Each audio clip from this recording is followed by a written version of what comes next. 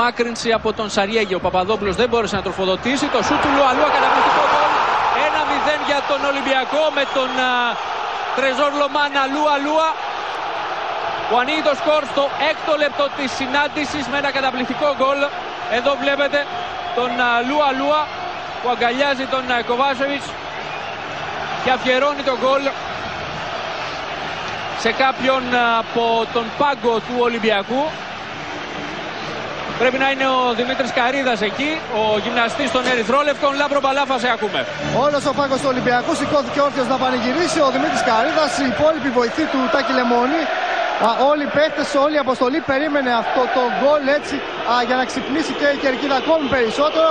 Ο Ολυμπιακός, ο οποίος ήθελε αυτό το γρήγορο γκολ, ο Τάκης Λεμόνη το ζητούσε από τους παίχτες του προκειμένου να πάρουν και το ψυχολογικό αβαντάζ, αλλά να αναγκάσουν και το Παναθηναϊκό σε κάποια λάθη. Ο Ολυμπιακός κερδίζει την μπάλα, η παλιά για τον Λουαλούα, δεν υπάρχει offside.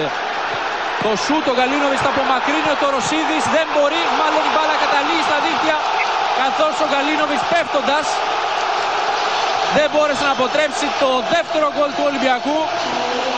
Ο Ολυμπιακός που πετυχαίνει το 2-0 στο 18ο λεπτό σε αυτήν την καταπληκτική παλιά στο κενό χώρο του Τζόρτζεβιτς για τον Λουαλούα.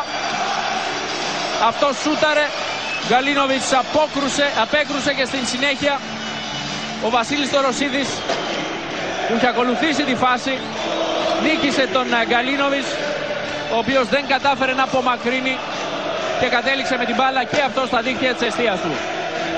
Εδώ ο σκόρερ του δεύτερου τέρματος του Ολυμπιακού. Δείτε ξανά, δεν υπάρχει offside στην φάση.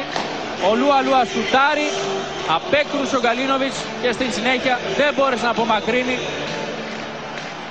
Ο Ολυμπιακός πετυχαίνει το δεύτερο τέρμα στο 19ο λεπτό του δευτέρου ημιχρόνου και παίρνει μια σημαντική διαφορά απέναντι στον Παναθηναϊκό. Ο Ολυμπιακός που είναι και πάλι στην επίθεση. Σέντρα του Γκαλέτη για τον Κοβάσεβιτς. Λάθος του Σαριέγη. 3-0 από τον Ντάρκο Κοβάσεβιτς.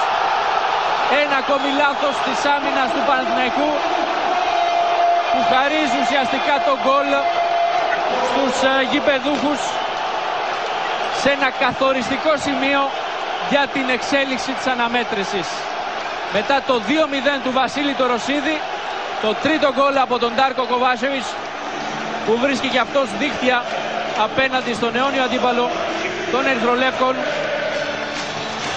αμέσως μετά την επίτευξη του δεύτερου γκολ λίγο νωρίτερα από τον Βασίλη Τωροσίδη.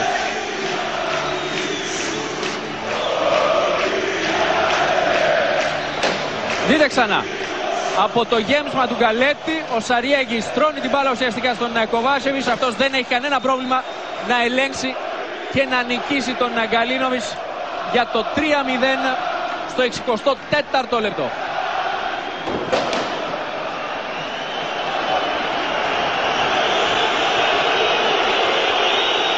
Και ενώ ο Ζωσέ Πεσέρο ετοιμάζει δύο αλλαγές, εμείς βλέπουμε πώς αντέδρασε στο τρίτο γκολ ο Τάκης Λεμονής, και από την άλλη πλευρά ο Ζωσέ Πεσέρο με τον Λουαλούα στην κόντρα, Ολυμπιακός και τον Πάντο, ποιος θα μπει στη μεγάλη περιοχή. Η σέντρα για τον Νούνιες, το σούτ, καταπληκτικό γκολ. 4-0 σε μια αντεπίθεση καταπληκτική και ένα ακόμη καλύτερο τελείωμα για τον Λέονελ Νούνιες, ο οποίος πνίγεται στις αγκαλιές των συμπαιχτών του, κοιτάζει τον ύψιστο, πανηγυρίζει τον γκολ που πέτυχε ο Αργεντινός, και ενώ Μήτρογλου σε λίγο θα περάσει και αυτό στον αγωνιστικό χώρο. Ένα 4-0 που βεβαίως δεν μας δείχνει όλη την εικόνα του παιχνιδιού, αλλά δείχνει πως το ποδόσφαιρο πολλές φορές είναι αμήλικτο με τους νόμους που έχει. Χαμένη ευκαιρία πληρώνεται τις περισσότερες φορές με γκολ, και ο Παναθηναϊκός το πληρώνει βαριά στο Καραϊσκάκι. Δείτε το εντυπωσιακό γκολ του Λέονελ Νούνιες για μία ακόμη φορά.